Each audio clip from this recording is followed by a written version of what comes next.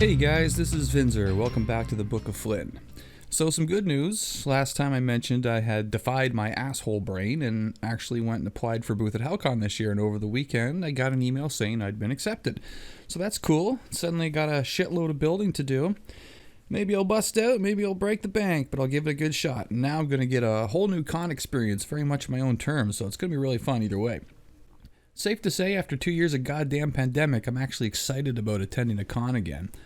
I imagine by then masks are going to be largely forgotten in public venues, but the nice thing about cosplay is you can dress like a ninja and it's business as usual.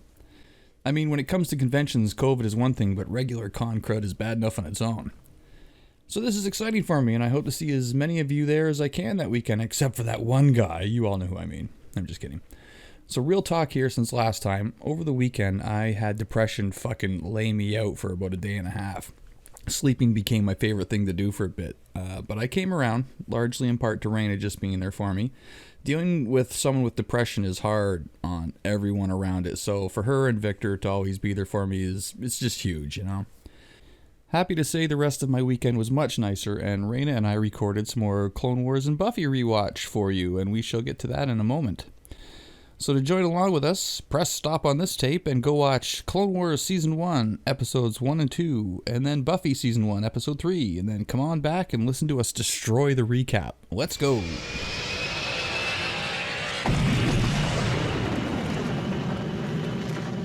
Okay, we're off to the pod races. What about pod races? Pod races. Okay, let's get busy. Clone Wars Season 1, Episode 1, Ambush. Take it away, Reigna. All right.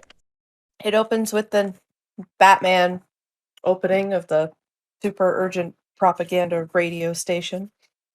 Batman? You know, same bat time, same bat channel. Yeah, okay. Yeah, Batman. So Makes perfect sense now. right? That's what I always think of. So Yoda, he goes on a secret mission, and he's going to a moon. This is where it opens. He's going to a moon to talk to the king of Toys R Us, and to hopefully be able to build a base in his space. I want to build a base in your space. Later. So we Oh my. cut. So right off the bat, this planet reminds me of like giant Mario Land. Yeah. The CGI looks kind of dated to me now. Yeah, it just looks like giant Mario Land because everything, it's like Honey, I Shrunk the Kids. Like they're walking through individual blades of grass. I don't know. It just reminds me everything's very small in comparison to the landscaping. So Harry and Marv are the droids that are on the ambush ship.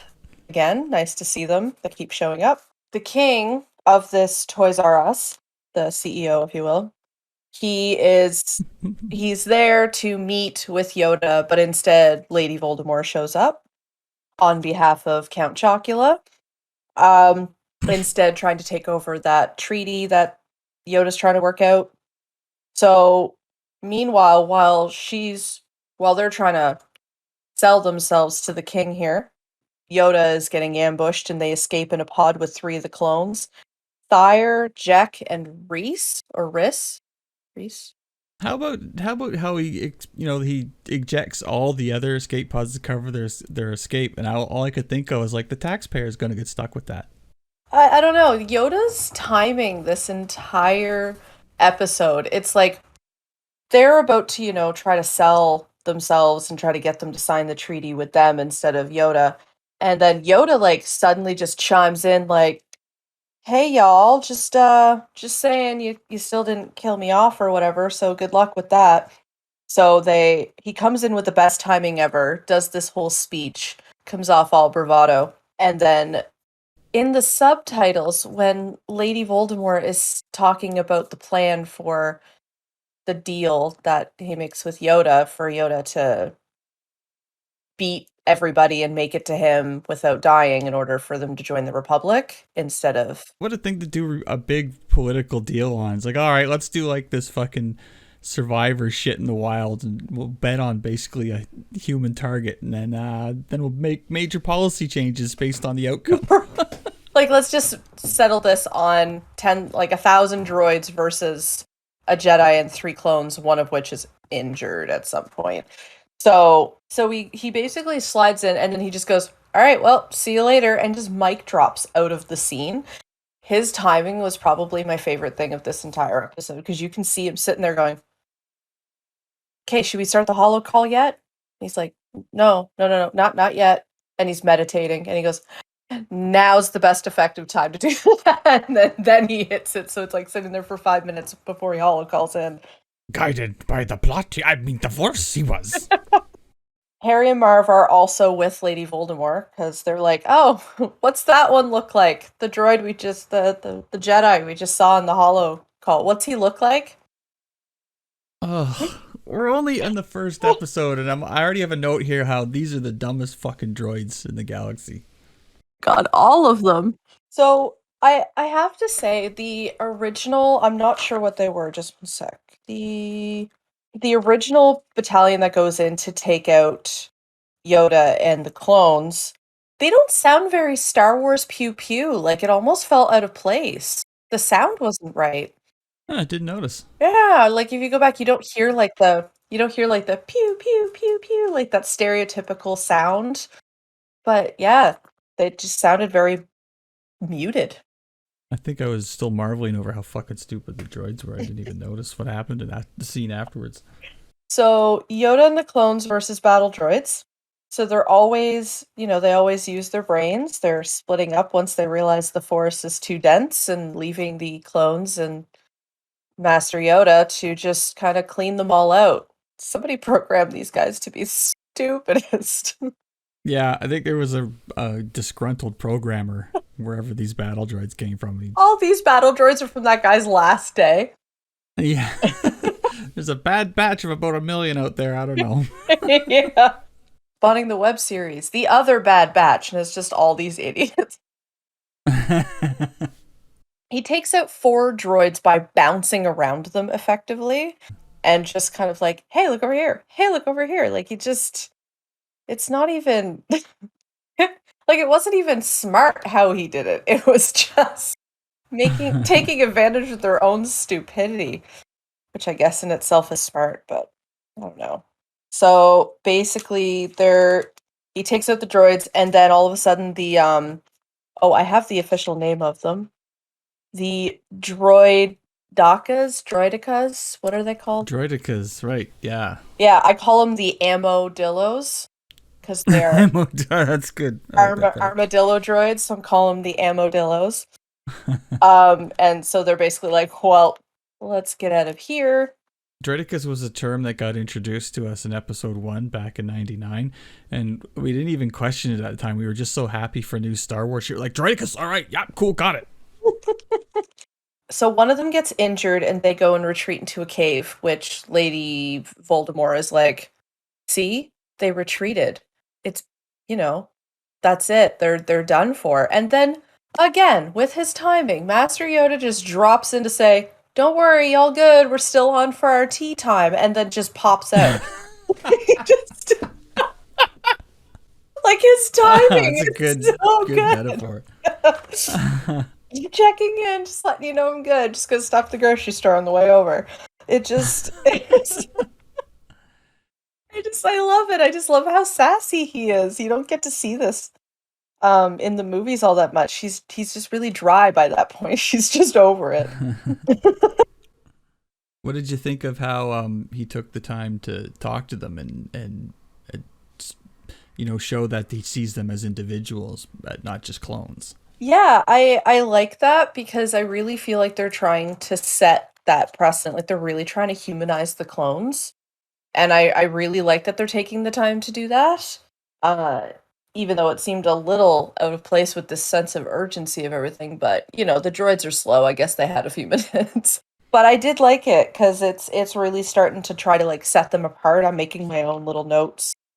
This is the thing, though, with the Jedi. It's like, they do, like, Yoda felt very heartfelt and believable when he was telling the clones, like, hey, the forces and all of you and all that.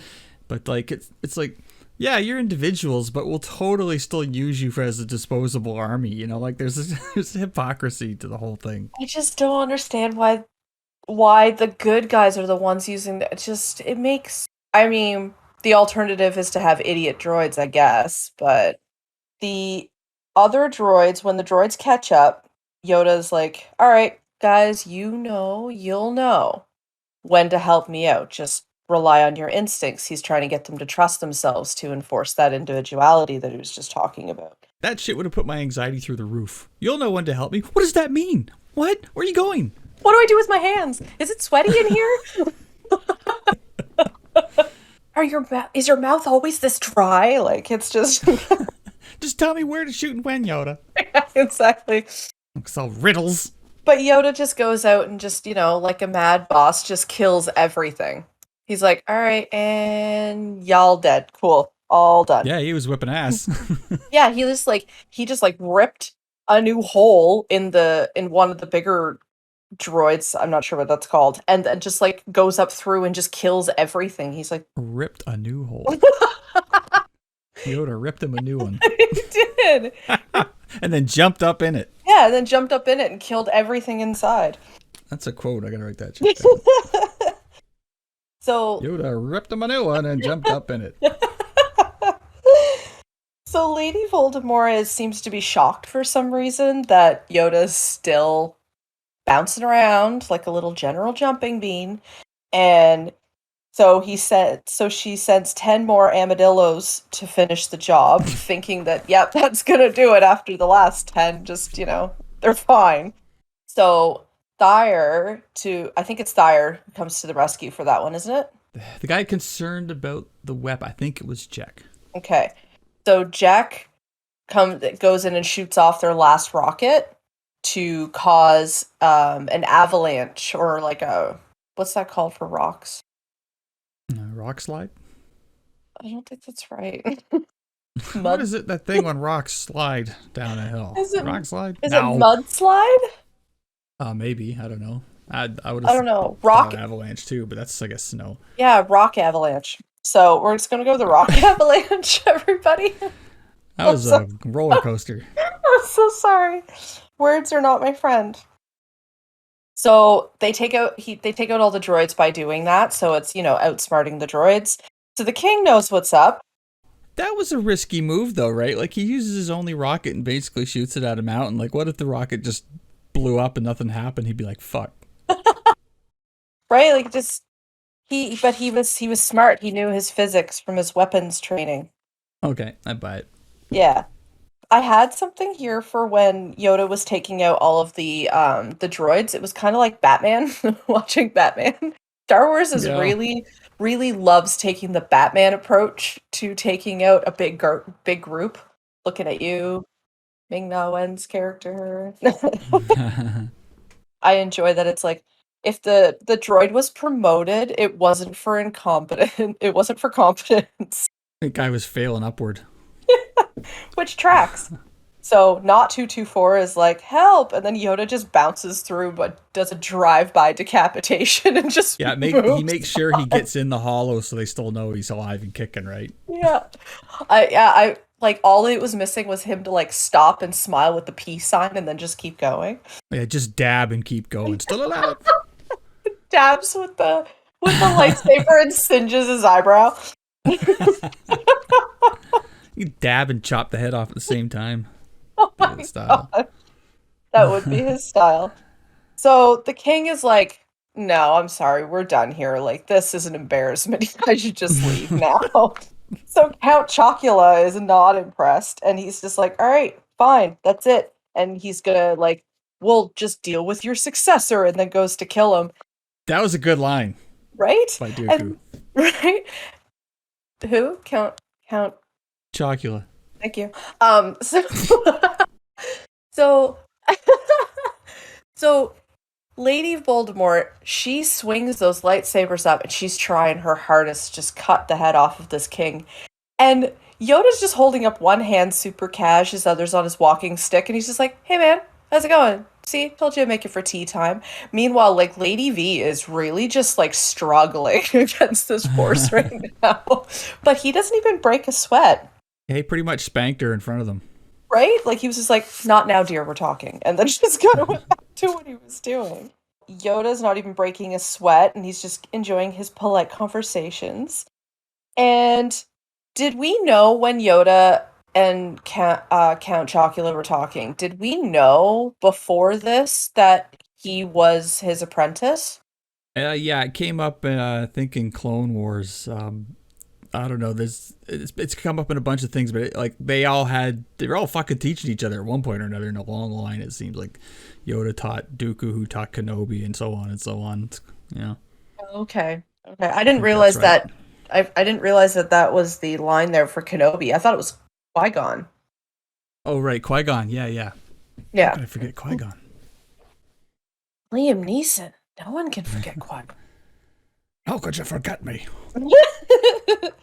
TLDR, Yoda is the best salesman and always gets the yes. Cut you a new one and jump up in it. I will. So Tidarius Toys R Us joins. Which side? Republic. Can't even keep track. Yep, they joined the Republic. No one said thanks to the clones. I bet Yoda doesn't call them anymore. So, one thing I'll say about that episode first was I really liked it. Yoda is hilarious in this. I have a whole new appreciation for him after that episode. He was pretty fun in the first episode. He really was. I really liked him. You really got that like snarky, because he was still relatively. No, I guess he wasn't that much younger. No, between that point and when he died is Well, yeah, because it was. Well, how old was? right. It might be like 30 years or so, but it's not long. He's at No. close to the end of his life in Clone Wars. Yeah. He really just got tired of people asking him questions. It's really just what it was. Well, I mean, I do believe that like no one really knows how long his race lives. That everyone just assumes okay, at least 900 years. But that's how far Yoda made it. He might have lived to be 2,000. But I think what happened, with the Empire invader and everything, and his exile to Dagobah, I think it just kind of broke him, and he just sort of turned into an old man after that. Well, do you think that like the cutting down of the force of the Jedi, like the reduction in numbers, do you think that that somehow reduced the influence of the force on the universe, and maybe he drew power from that? In a way, yes, I would agree with that. I feel like it's when the Jedi started getting killed, Yoda he probably felt a lot of the pain through the Force. It must have been hard to handle because, like in Episode 4, when Alderaan gets destroyed, Kenobi, he's like winded. He's got to sit down, right? Like, and you can't endure that sort of loss of life and with the Force, and you really feel it. It'd fuck you up, I think. Oh yeah, because then thinking about like Grogu would have felt all of that too. Oh God, why'd you have to say that? I'm sorry. dear. That's why he blocked Give it all that kid out. his cookie. Oh my God, let him have whatever he wants. So, episode 2, Rising Malevolence. Rising Malevolence. So I realized that before today, malevolence is never a word that I've written down. The struggle that I had with spelling. I don't even know what I tried. Malove, and then I was just like, nope, nope, nope, nope, nope. So the ship that they're on, that Jedi Master Plo Koon, as well as Clone Commander, I thought this was Waffle. I realize it's Wolf. Waffle. Clone Commander Wolf. Waffle's another guy. He got his name from showing up to breakfast early. That's the guy who looks like he has bobby pin for hair. I'll point him out in a bit. So basically, they're in the avocado system. Okay, I should have seen that one coming. Yeah, avocado. Yeah. Yeah. The avocado system. Looking for the secret weapon, and they come across Malevolence, which that's never a bad sign. So they move to intercept, but first, he does the smart thing. He updates to the Coruscant, and he updates to Captain Cringe and Ahsoka, and they're in the avocado system, and they're just checking things out. And then when they're talking to Captain Cringe and Ahsoka, who are nearby, like they're closer than the Coruscant is, they basically are asking for help, and then their transmission gets cut off. Oh, they were in the Bith system, and the Yeah. Bith are the type of aliens that are the Cantina band, the big white-headed guys. Those are the Bith. Oh, Clearly, we were saving their system to save the Jizz Whalers. obviously, because they're just having a party. That's why they didn't want to leave the Bith system. Sorry. Hashtag live the Jizz. He's got resting Bith face. That's why they played instruments, that they could tell people that they were happy and joyful. The ship looks like a shark with a pipe in its mouth. Yeah, it's a weird ship. And in one scene, it definitely looked like a flying Dr. Evil wiener. Yeah, because I just kind of I kept thinking shark bait, the entire time. I just couldn't get it out of my head. What species is Plo Koon? Plo Koon is Keldor. Okay. And the planet that they came from has different atmosphere. That's why he wears eye protection and like a rebreather on his face, so he can function in like an oxygen, nitrogen, or so they say. Okay. But yeah, he's a Keldor. Yeah, he's pretty. I think Plo Koon's pretty cool. Yeah, I like him. I call the I have a name for when he's with the clones. So it's the Plo-Co. So we've got Plo Koon and Co. Plo Koon and Co. I'm writing that down. Captain Cringe and Ahsoka are about to go into a meeting to update the Coruscant that they lost communication with Plo Koon. Oh wait, hold up. One thing in this scene, I have a concern. Should a teenager be walking around on a ship full of men wearing a tube top? I have concerns. A preteen, I'm sure she's younger. I don't know how old she is, but she's definitely like 14 or something. Yeah, young. Yeah. Yeah. Anyway. Yep. Yeah. She's kind of giving me 11, 12-year-old vibes. She's definitely not teenager It's yet. in that neighborhood. It's gross. Yeah, I don't know. He tells her, okay, only speak when you're spoken to. And she's like, don't I always? So I'm like, no, not really, ever, actually. I didn't like that line. That made, I could sympathize with Anakin a lot, but when he's kind of, just the condescending kind of, silence, woman, I was like, fuck you, man. So while they're updating the Coruscant, hops back over to the Malevolence. And then the Malevolence is taking over the Triumphant. They shoots out his hot dog beam. This ion cannon just has the weirdest configuration, and it hits the ships and it just drains the power from them. I don't know what to think about the beam. Just seems like a weird flying disc in space of energy. The ion weapons are definitely not new to Star Wars. Like in Empire Strikes Back, the big boob turret that it was shooting ion blasts at the Star Destroyers to scramble them so everyone can leave, and it's what the Jaw was used to incapacitate R2-D2. But it seemed, I don't know, it seemed like, okay, it's just a bigger ion cannon. It's a big mystery weapon, but I don't know, it's nothing new, Yeah, I don't know. It's weird that they made it. So they lose all their power and they go to escape pods and they shoot out the escape pods, and Plo-Co ends up with 3 other clones. We've got Sinker, Commander Wolf, and just somebody by the name of CT-4860. So I don't know if he's chosen his name yet. Right. Yeah, a lot of the times CT obviously stands for Clone Trooper and then their number, but a lot of them, especially in the old Republic Commando novels, there's a lot of Phis and Sevs for 5s and 7s and stuff like that. And you'll see that naming convention kind of pop up. So Grievous goes and releases the pod hunters to go check out the debris field to see if there's any survivors, because they want to keep their ion cannon, their brand new sparkly ion cannon, a secret. So I have a question. Okay, first of all, General Grievous, he just makes me want to clear my throat all the time. Whenever he speaks, my throat is so uncomfortable. Yeah, I think that was part of the nature of his injuries, is why he's more like cyborg or robot than man now, because it's the way he got injured. But yeah, I know what you mean. He's always hacking his guts out. So General Grievous is not a droid. He was from an alien race called the Kaleesh, and but he's like RoboCop. He's like his eyes and brain and a bit of his lungs or something, but like the rest of him's robot or droid. That's hilarious because I actually referred to him as RoboCop at one point. So there's General Wolf who has a buzz cut. There's a blonde one, and then there's the one with the bobby pin hair. Is that Sinker? Must be. I'm not sure. It looks like an equal sign until you look at the back of his neck, and then you realize the two lines are joined, so it turned into a bobby pin. Oh, okay, yeah, okay. I saw that tattoo and I was wondering about that. Yeah. Right. Okay, I get it. So they go and they escape in their pod, and they're hiding out and stuff and trying to get a signal out. Meanwhile, Captain Cringe obviously does not know how to follow orders because he's just like, yeah, sure, absolutely. Absolutely. We're totally just going to stick out here. And then he hangs up and he's like, so we're going to go to the system. And I called them CCA instead of CAA because they're going out to catch a tow, essentially. Go rescue some people. So CCA sets out in their electric hand dryer. And then, Obi-Wan calls and it's like, oh, hey, I'm just here in my ship. Obi-Wan's, what the fuck are you doing?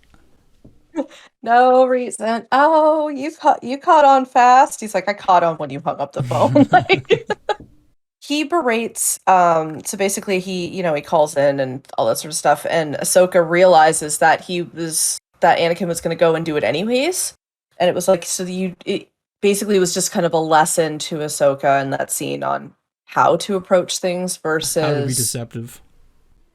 Yeah, how to lie with omission, rather than just being outright about it. More hypocritical bullshit. Yeah, so the Coruscant's like, don't do it, hangs up. Obi-Wan, y'all know he's gonna do it, right? Calls back. So the debris field, the Plo and Clone Co. are fixing their pod, and they spot another pod, and they realize that it's been destroyed and opened, and everybody's been hauled out, so they know that there's something going through the debris field trying to get rid of them, which is terrifying. That was graphic. That was so terrifying. Like, Space this is in a those kid guys show? Yeah, like here's episode 1. Right? I would also like to point out that the Admiral is John Cleese in my head. That is my headcanon. Oh my god. I am keeping that forever. Yeah, he's like fucking Basil Fawlty. Yeah, 100%. So, Admiral Yularen, can you move the ships into Sector 11? Yes, dear, I'm doing it, dear.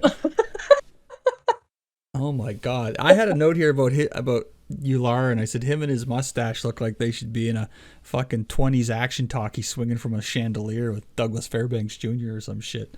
Doing the tap dance. Make them laugh, make them laugh. Yeah, absolutely. Yeah, that John Cleese, that's not going away in my head now. Nope. It's so spot on. Like, it just looks like a digitized John Cleese. Those battle droids that went around peeling those poor fucking clones out of the pod, I was like, oh, Reigna's gonna like them. They made a pun. They're like, I'd spot the squeeze on them. And I'm like, fuck. Somebody programmed these frigging droids to hum the Imperial March when they are between protocols.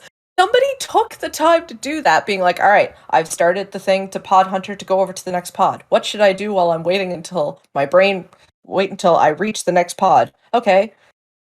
Hums Imperial March. Like, what? It's like a screensaver. It's like It's that that disgruntled Windows maze. programmer again. Yeah. Damn, but he makes him hum it out of tune. So they watch one being destroyed, which I didn't like that. That was a little too much for me. And then they're like, oh, so we just saw what happened to one, and then we saw the live reenactment, and now we're about to be the sequel. So that was a lot of tense moments. Like, fuck it, let's go out there. Yeah, right. So the hand dryer shows up, and they're scanning the area. This pod hunter must be the slowest thing in the world because a lot happens between the time when the pod hunter is like there, sees them, and they actually show up. Like, this, it was very, very. I just found the pacing was really weird. He's just flying around. Dun, dun, dun, dun, dun. Sorry, you've passed it. Oh, sorry, the protocol for this was like too long for this, so I kept passing. I it. was into it. Yeah, I had to finish the song. He won't let me pause it halfway through. So basically, they end up destroying the pod hunter. Yeah, their target, but they turn the pod hunter into the pod huntee. It gets destroyed. And as soon as they lose the signal, General Let Me Clear My Throat is like, all right, let's go check again, because he figures that there's survivors out there since they lost contact with the pod hunter. So CCA finally shows up to rescue Plo and Co. So to hide from the Malevolence, they basically go Matrix style and they power down so that they can't be detected. They even turn off R2D2, which they regret at some point. And then in comes the single most hated droid in the universe, Dr. Droid. I hate this thing already. The 2-1B medical droid, you hate him? Yeah, he's just so his timing is like anti-Yoda timing. Yoda timing is like perfection. This guy's timing is like Buzz Killington and Family Guy at a party. It's not good. He walks in, he's like, "How's it going, everybody?" And they're all like, "Oh man, we forgot about that stupid droid." Just as like Dr. Evil's not at all a penis ship just passes them. So they shoot their hot dog cannon at them, and it sends them the Eye of Sauron. Like, it just looks like a big pupil just going at them. And it misses them because they managed to make hyperspace. I found the entire chase scene actually was pretty good. It was exciting Star Wars, like, space chase. It was really nice. I like how they were deking in and out of, like, they really got the pod racer vibe again, but deking in and out of the obstacles. I really did like that. It really got to show off and remind you of how skilled a flyer he is, because it's really easy to forget that, because the last time you really see most of that is when he's a kid. So that's true. Anakin was always hailed as a really good pilot. That's a good point. Yeah, so it just kind of reminded us that, hey, he's got some skills. He's not just annoying people. Just stick with us for a bit. Don't worry, it gets worse. So they get away, and General Grievous is like, "Worry about it." And Count Chocula is like, "I will have to report this to my master," who I can only assume is General Mills, which makes it perfect. That might be the name for the Emperor. General Mills. General Mills. Failed me again, Count Chocula. Because I was like, oh man, if it's Kellogg. If it's like Kellogg, then I'll have like, I was going to make up some sort of name with it, but then I realized it was General Mills, and I was like, the joke writes itself. That's perfect. So now he's going to have to report the leak to his master, because now the Republic, not Republicans, the Republic is going to learn about their ion cannon, their EMF blaster. So, you know, they come in and they go back to the party system, the Bith system, and Plo and Captain Cringe update the Jedi Council, which is the Force Force. Force. I forgot about the Force Force. And, you know, he makes sure that he includes Ahsoka, because if he's going to get some blame, she's going to get it too, which I'm like, yeah, I guess that's fair. Thanks, man. Yeah, right. So does the ion cannon, if it doesn't hit its target to dissipate, like no friction, does it just keep going? Yeah, that thing is going through star systems and ruining pre-warp civilizations. So Count Chocula and General Mills are not impressed that their secret hot dog beam has been made aware by the Republicans. The end. Oh my god.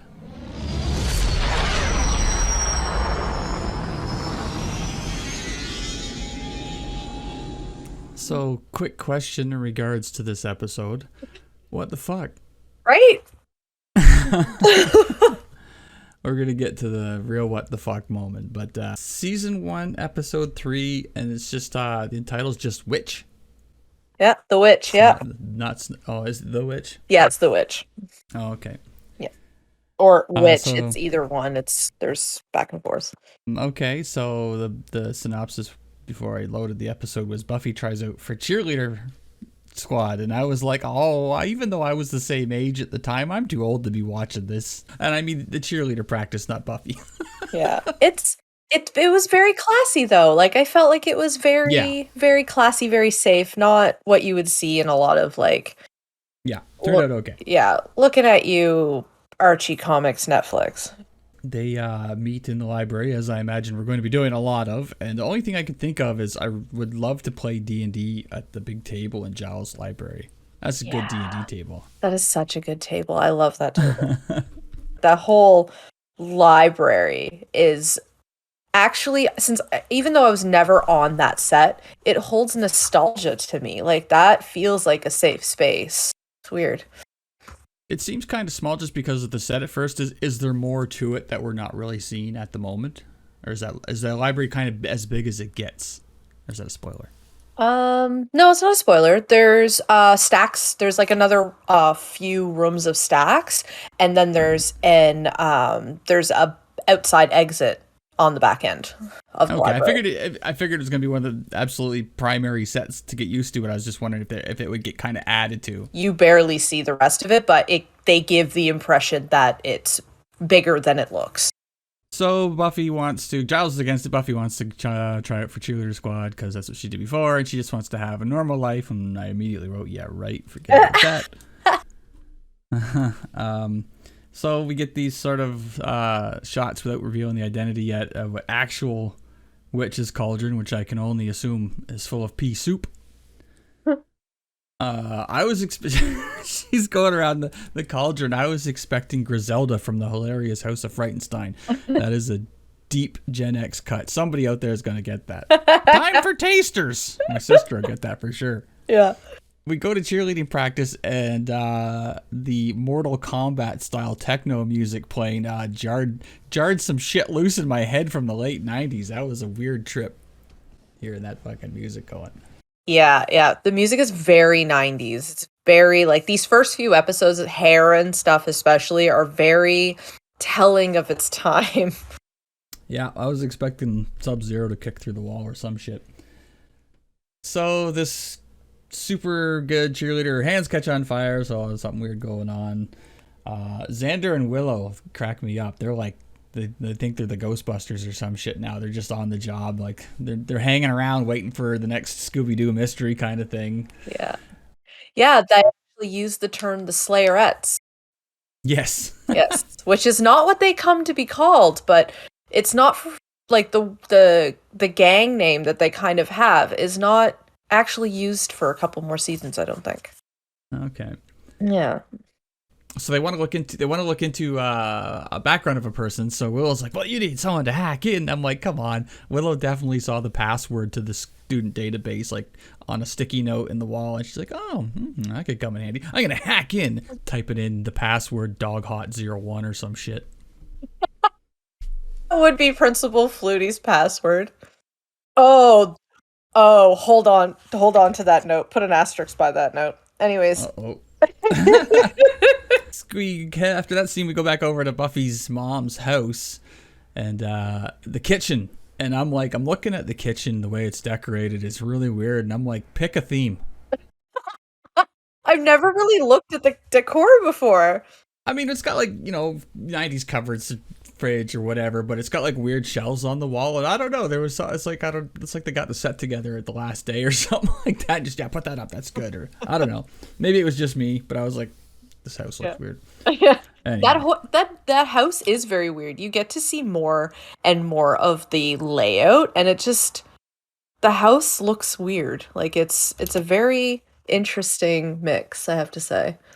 That's the thing with me with shows and movies and stuff is I like to, like, a house is going to be a factor into a show in a big way. Like, I don't like Breaking Bad or whatever, the house becomes iconic in itself. I want to learn the layout of the house. I want to know where everything is. I do that. Ships and sci-fi, same way. I get very curious about where it is. And if there's a floor plan to look up, I want to go look at that floor plan.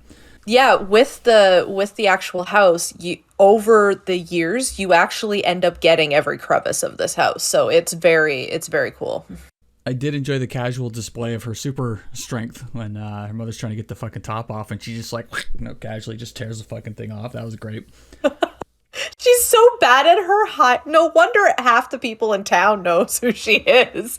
Seriously. I love the way she's kind of flippant with it, too. She's, like, being a teenage girl, I guess. Just whatever. Yeah, that's a good point. They introduced the character of Catherine the Great, the cheerleader from back in the day, and I'm like, there's your witch right there. Obviously. Although it took a couple neat twists, so we'll get to that. Yeah. We get to a little locker room bullying by Cordelia. Yeah, she's definitely not painted in the best light in this episode for sure. They go back over to the creepy bricked up window house and the Cordelia voodoo doll. All the little Barbie dolls lined up to go in the pea soup. My next note here is Xander's 90s fashion is making me look around awkwardly. Are you feeling attacked right now? A little bit. I had at least 3 shirts that had those stripes along the arms, and like I think it was legally every young male in the 90s had to have at least 3 of those shirts. It was a law. Remember how comfortable one was. But anyway, yeah, he was. I found Xander weak in this episode. I don't know. It felt like, I don't know. I know he's playing like the annoying, lovelorn guy trying to talk to Buffy, whatever. But I don't know. Something about him this episode, just I found him annoying. Maybe it's probably because I saw myself in an awkward young guy with a striped fucking shirt in the 90s. Yeah. Did he do anything in this episode? Oh, he gave her the charm bracelet, Yes, which he said came pre-inscribed, and he was talking to Willow half the episode about wanting to ask her out and stuff, and they never could have, because of the things that are going on. He couldn't ask her. Yeah. So like, I don't really enjoy the aspect of Xander basically being like, I gave her a bracelet. Is she wearing it? That means it's like we're going out. Like that never sat well with me, and is one of the reasons why I never like to accept gifts in that case, because it was always like, oh, okay, now I owe you something, and that is definitely not a great message to put out there, right? Like it's no, and definitely the thinking of many a mistaken young male, right? Like it's Xander. So the witch casts the latest spell on Cordelia, and I didn't know what was going on with her at first. It shows that her vision goes and she's blinded, so she's taking her car safety test. But I couldn't tell. It looked like she was on drugs or something. So I was like, witch casts LSD on Cordelia and turns her loose in the school. I mean, that's all you really have to do. Yeah. But anyway, with what happened to Cordelia with her eyes all freaky blacked out and that, or whited out, and then the girl in the lab where her mouth disappears like Neo from the Matrix, I'm like, it didn't seem like people made a big enough deal about it. Like the mouth thing, that would be, the whole town would be losing its mind. Like, what the fuck happened? Sure, if something like that didn't happen every day. Well, I guess so. We're only in the 3rd episode here, for God's sake. Right? Like I just want a flash cut to the hospital, going like, Jesus Christ, what the fuck? Some doctor at the ER going, what is happening? And then, the next day when they inevitably fix the problem, she's just fine. The doctor's like, what in the fuck? Anyway, I just wanted to mention that I don't think people are making a big enough deal with the weird shit. Half of the mental health ward is filled with the ER doctors from Sunnydale Hospital, because they all think she didn't have a mouth. Oh, sure, doc. All right, here's your pills. Okay. Yeah, exactly. Just, it's okay, doc. It's okay. Let's get you back to bed. He's like, but she didn't have a mouth. Okay, so they come up with their concoction, a test that will turn the witch blue, and they made it in the science lab in fucking 4th period or some shit. But anyway, it works. It smells it, and immediately she just turns blue. It's totally a plot convenience point, because they're just like, oh, we need these ingredients to tell if she's a witch, and then Willow's like, oh, we have all those in the lab, and they seem to be doing an experiment with those exact ingredients, and you're just like, really, guys? You're half of you is dissecting a frog, and half of you is working on balancing pH, like. Yeah, very, very plot convenient. Which also, by the way, can we just take a side note into Giles's other suggestions?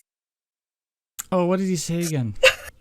It was one like drowning her in a river or something like that. It was very much like Monty Python-esque, and you're like, oh, I don't even remember him saying that. Maybe I missed that. Oh, I don't know. Maybe, I felt like he was reading different things, and they were just like, yeah, okay, cool. That's not going to be a great suggestion. Yeah. Okay, so this was the first twist where it was like the girl is the witch. I was like, okay, the mother's the witch casting spells to help her daughter, but no, the daughter's the witch. Okay, well, this first twist, let's keep going. So the witch casts, she cast LSD in Cordelia. She just cast liquored up on Buffy, apparently. Yep, because Buffy secret, she's like literally just tells when you're a slayer and all that sort of stuff, and she's like, you're what? And she's like, I don't have time for this. And she's like singing as she leaves the room with a befuddled like mom. Oh yeah, she's singing Macho Man or some shit. Yeah, she is. She's like in a great mood. Oh, you remember those great drunken moods, but then later. Yep. And then she like throws the cheerleading captain across the room by accident, No. Again, already by third episode, the whole town's fucking numb to crazy shit going on. They're like, no big deal. 110-pound girl throws another 110-pound girl across the... Oh, well, at least she has her mouth still. I just want one student, maybe bring back that pothead guy that's just the one... He's like Shaco the elf. Every time something like that happens, everyone blows it off, but he points and is like, oh! But nobody listens to him. Oh my gosh, yeah, we need to have a TikTok account where we literally just...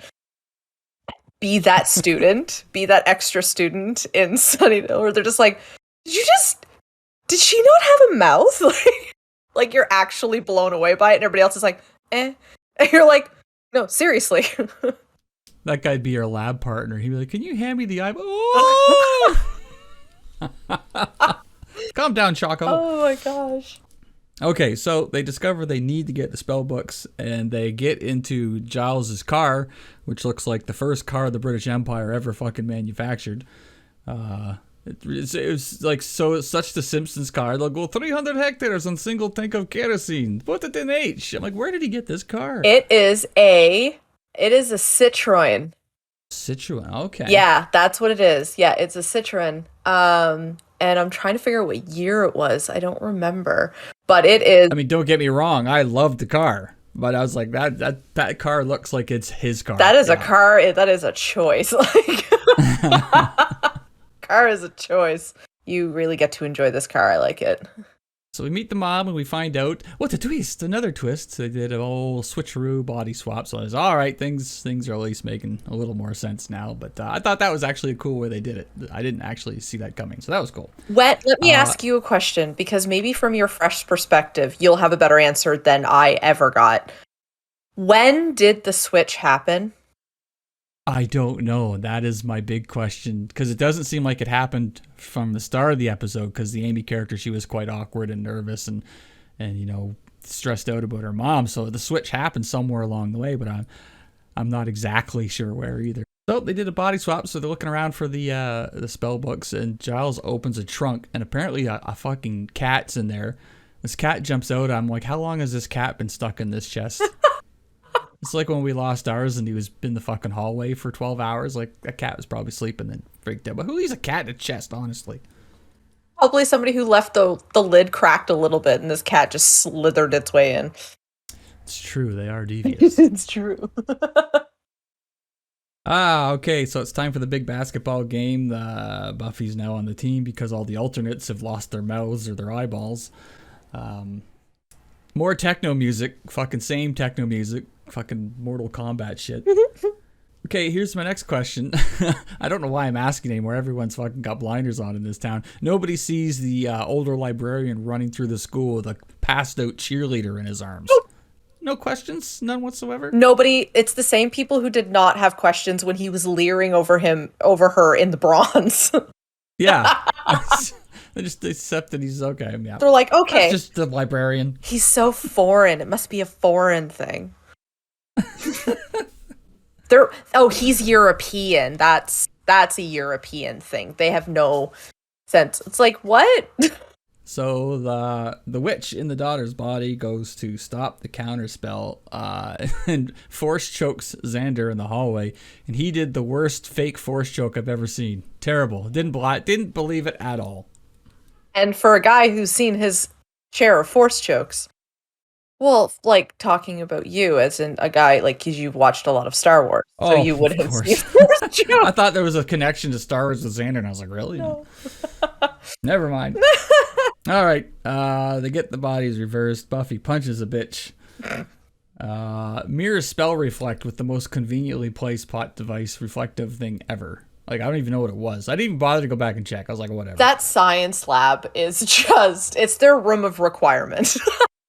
Apparently, yeah, that's a good way to put it. It's like, do you need hydrochloric acid? Boom, lab. Do you need eye of newt? Boom, lab.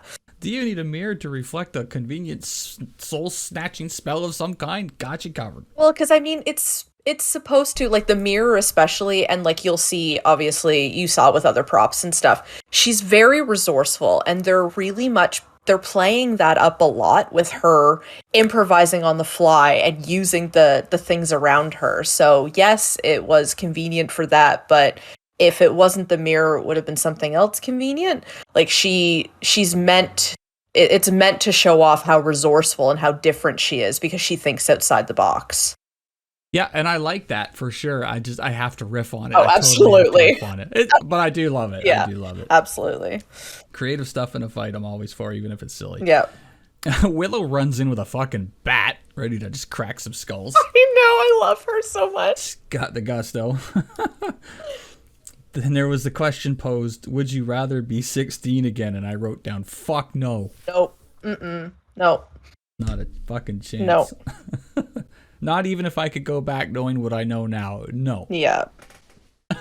Yeah, no, Joyce had some, Buffy's mom, she had some good moments, but she definitely... She was in the yearbook committee. Oh, yeah, and she could make herself look wildly popular. But, yeah, no, she had a few stumbles. Like, she's definitely adjusting to the single parenting thing for sure.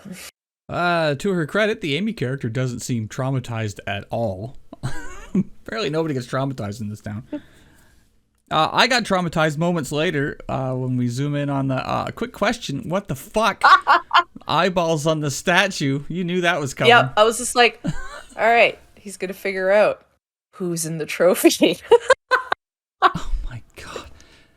Why did it have to have the eyes on it? If they just had a little ethereal voice, I would have gotten the idea that there's someone trapped in the statue, but they had to put those eyes on it? Well, because they physically put her inside the trophy, so she's in there, and she's like, she can't say anything. Oh, I get that. I totally get that. It's like getting buried alive. It's a horrible fate. Just remember that she's there, okay? Always keep that in your mind, that she's there. We'll revisit Catherine Corner or something. Is that character ever coming back? Or is it just every time they go past the trophy case, I got to remember that fucking thing? Pretty much. Oh, God. There'll be some moments where you're like, oh. And your thoughts, your final thoughts on that one? Well, it was fucked, but I enjoyed it.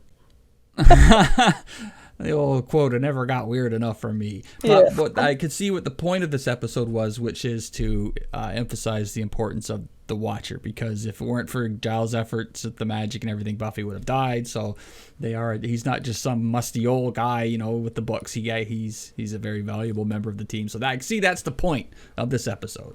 Okay, I get that, and I also get that the point of the episode is to really solidify their pattern for Monster of the Week, which is something that they continue on with for a bit.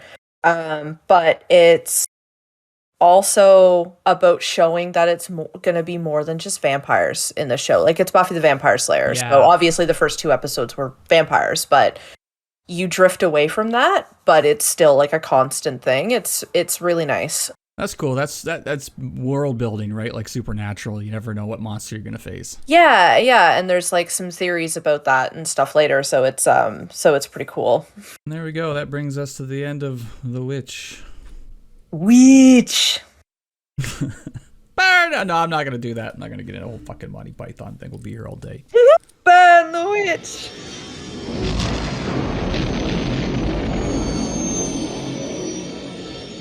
Thanks for joining us this week, gang. The new Kenobi show is starting today, so I'm going to go watch that. And then we'll come back next week and talk all about it. Been waiting for this one for a while. And if you haven't seen it yet, the teaser trailer for Andor just came out yesterday, and it looks like some very cool, gritty galaxy Star Wars. Okay, until next week, Vinzer Flinn signing off.